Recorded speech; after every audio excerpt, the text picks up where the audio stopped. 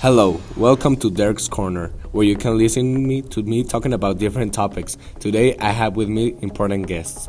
First, we have Sofia, who is an expert in problems such as poverty and hunger. Hello everyone, I'm Sofia. Thank you for inviting me here, Derek. It's a pleasure. Then we have Andrea, who knows everything about the environment. Hi. Next, we have Rini, who is going to talk about ignorance and education. Good morning. Then we have Jacob, who is an expert in corruption problems. Hi everyone. Last but not least, we have Duarte, not the governor, but our great fellow Andres.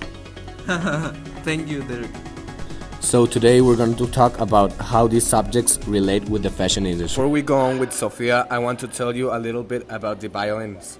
Sometimes in the fashion industry, owners hate and mistreat their workers because they ask for better working conditions, which is something that needs to be changed. So let's start. Sofia, what can you tell us about poverty in the fashion industry? Well, as you know, 97% of America's clothing is made in Asia, and the people who work in these factories, besides working long shifts, they work in very bad conditions because they really don't have any other option. Owners pay way less than the minimum wage, which is only $2 to their workers, and they have to maintain a whole family with just that money. That is something to think about. Well, Rini, what can you tell me about the relationship between ignorance and the fashion industry? Well, I'm also going to tell you about the lack of education, which is one of the major challenges in the world. I'm going to take an example from the workers in Bangladesh. As Sophia said, their salary is very poor, which doesn't allow them to pay for the education of their children. Also, in one occasion, the Rana Plaza, which is where the workers work, collapsed because the building was in bad conditions and the owners ignored it, causing the death of many persons. That's all for me. Well, thank you. Now, Andrea, how does the fashion industry affect the environment?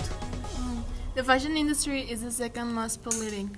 In the elaboration of the products, the chemicals are disposed in the water that people drink and the soil is contaminated. This doesn't only affect the environment, but the people that live in that region too. Thanks, Andrea, for your valuable information. And Jacob, what can you tell us about corruption in fashion industry? Well, as everyone knows, corruption is one of the world's biggest problems. And I can infer that it takes a big role in the fashion industry because when clothes are created, the people who make them in factories work with a terrible salary. And even though the owners are making a lot of money, they don't give the workers what they deserve. Well, that's sad. Thank you, Jacob. And finally, Andres, how is the fashion industry affecting inequality? Well, you can see there is a lot of inequality in the textile factories where the clothes are made. For example, you can see the owners mistreating their employees in many ways, like beating them or simply not giving them a living wage. Or for example, you can also see in the farms where cotton is made that the companies that make the pesticides don't care about the people that work in those farms because the pesticides, which cost a lot and are supposed to guarantee that the crops aren't harmed, don't do their job, and it continues on and on until the farmers can pay, so their lands are taken and committing suicide. They're all just seen as things to make revenue. So, we have a lot to think about. I think that we as a society could buy clothes that we make sure come from sustainable factories and buy only what we really need. Okay. Thank you for coming here today, guys. I really appreciate your knowledge and your presence here.